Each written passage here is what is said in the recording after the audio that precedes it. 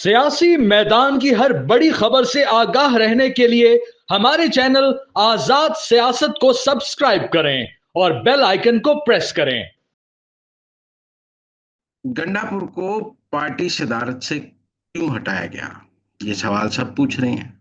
और ये बात भी सब कर रहे हैं कि उनके बुशरा बीबी से इख्तिलाफात उनको हटाने की वजह बनी।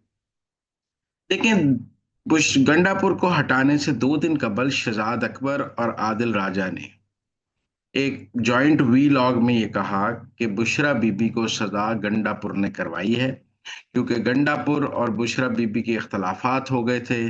और अब जब बुशरा बीबी इमरान खान को मिली हैं तो उन्होंने गंडापुर की बहुत शिकायतें लगाई हैं, जिसके बाद गंडापुर को हटाने का फैसला हुआ है। अगर मैं शहजाद अकबर और आदिल राजा की बात को पीटीआई के हवाले से सच मान लूं, कम से कम वो उनको पीटीआई की इंफॉर्मेशन ठीक होगी, तो फिर तो ये बात है कि बुशरा बीबी की शिकायत पर गंडापुर को सूबाई सदारत से हटाया गया है और उनकी जगह जुनेद अकबर, जो गंडापुर के शदीद मुखालिफ हैं, उनको सूबाई सदर बनाया गया है। तो इसका मतलब है कि अब गंडापुर को हटाने का अमल तहरीक इंसाफ में शुरू हो गया है। अब क्या गंडापुर को वजारत आला से भी हटाया जा सकता है, ये एक मुश्किल सवाल है। देखिए, आप सूबाई सदारत से तो स्ट्रोक ऑफ पेन से हटा सकते थे, आपने हुक्मनामा निकाला और बदल दिया। लेकिन आप वजारत आला से हुक्मनामे के जरिए नहीं हटा सकते। वजारत आला से हटाने के लिए या तो गंडापुर साहब वॉलंटरली इस्तीफा दें, या फिर आपको उनके खिलाफ अदम एतमाद लानी पड़ेगी और अदम एतमाद के लिए पीटीआई को वोट पूरे करने पड़ेंगे। अब क्या इस गंडापुर और जुनेद अकबर दोनों अपने अपने धड़े लेकर चलेंगे और जुनेद अकबर के साथ आतिफ खान अपना धड़ा लेकर चलेंगे, तो गंडापुर और एंटी गंडापुर सियासत पीटीआई में होगी या पीटीआई यूनिफाइड होगी? क्या इमरान खान सिर्फ सूबाई सदारत से हटाने तक इक्तफा करेंगे या वजारत आला से हटाना उनका मकसद है और अगला कदम वजारत आला से हटाना हो? इसलिए ये अब देखने की बात है कि अगर तो गंडापुर को वजारत आला से हटाना है तो कब और कैसे। क्या सिर्फ गंडापुर को दबाव में लाना मकसद है और दबाव में लाकर इमरान खान उनसे अपनी बातें मनवाना चाहते हैं, और इस तरह सूबाई सदारत लेने का मकसद सिर्फ उनको ये तासुर देना है कि हम आपको वजारत आला से भी हटाएंगे, लिहाजा आप फौरी तौर पे हमारी बाकी जो हमारी बातें हैं वो माने और एस्टेब्लिशमेंट के दबाव से निकल आए। ये भी कहा जा रहा है कि तहरीक इंसाफ में वो तमाम लोग जो एस्टेब्लिशमेंट के करीब हैं, इमरान खान उनको अहम ओहदों और अहम पोजीशनों से हटाना चाहते हैं। इसीलिए शेख वकास अकरम को हटाने की भी बात हो रही है, क्योंकि वो अब बिल्कुल पेशावर सीएम हाउस में ही रहते हैं, वो केपी से बाहर ही नहीं आते हैं, वो पंजाब जाते ही नहीं है और पंजाब बिल्कुल खाली है। और ये भी कहा जा रहा है कि इमरान खान ने जो फजलुर रहमान के खिलाफ बयानबाजी है गंडापुर और शेख वकास अकरम की, वो भी पसंद नहीं की है।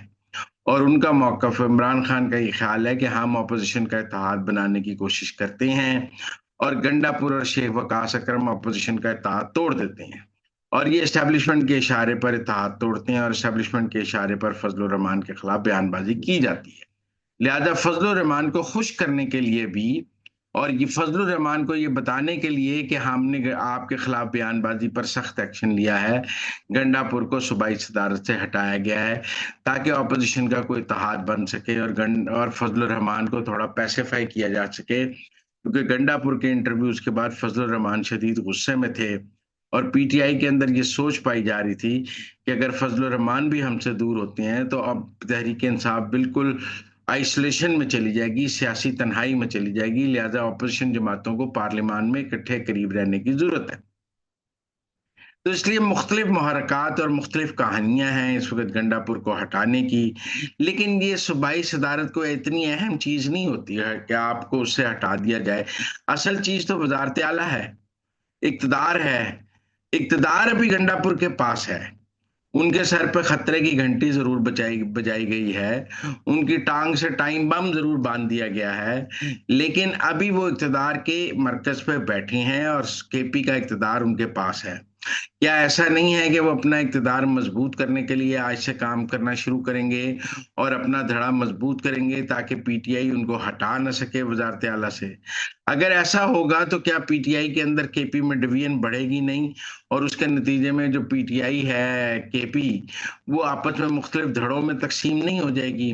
एक धड़ा जुनैद अकबर का होगा, एक धड़ा जो है गंडापुर का होगा, और एक धड़ा कहेगा ना हम जुनैद अकबर के साथ हैं ना गंडापुर के साथ हैं, हम इंडिपेंडेंट हैं।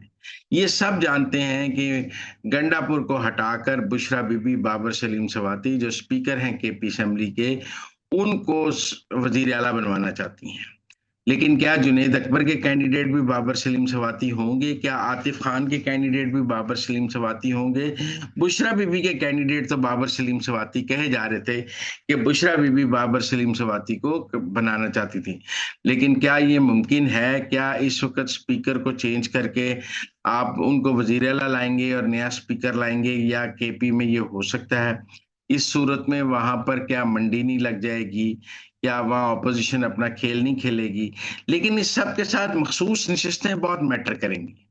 आप ये देखें कि इसके नतीजे में अब जो मखसूस नशिस्तों का वहाँ केस है सुप्रीम कोर्ट में, अगर अगले 1 माह में वो सेटल होता है और मखसूस नशिस्तें सारी ऑपोजिशन को मिल जाती हैं, तो फिर वहाँ का वहाँ का जो टेबल है वो थोड़ा सा बैलेंस टिल्ट होगा।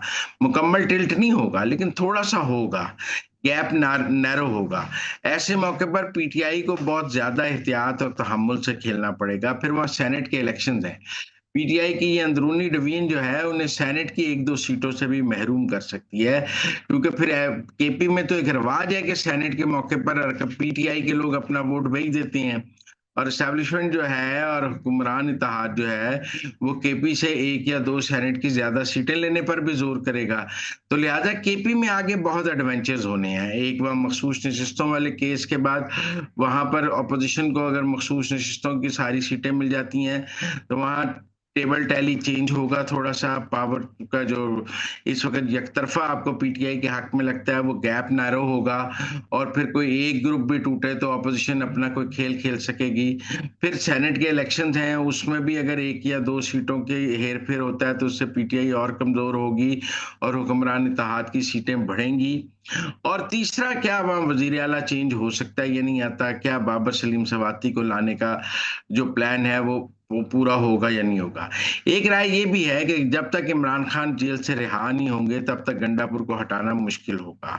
क्या गंडापुर क्या, और जब इमरान खान रिहा होकर केपी पहुंचेंगे तो ये चेंज बहुत आसान हो जाएगी। लेकिन सवाल यह है कि इमरान खान साहब अगर जल्दी रिहा नहीं होते तो क्या गंडापुर कंटिन्यू करेंगे? और क्या जेल में से अगर इमरान खान ये बयान देते हैं कि गंडापुर इस्तीफा दे दो, तो क्या गंडापुर इस्तीफा देने पर मजबूर हो जाएंगे? क्या पीटीआई का सारा ट्रॉल फिर उन पर इस्तीफा देने का दबाव डालेगा और वो इस्तीफा देके घर चले जाएंगे?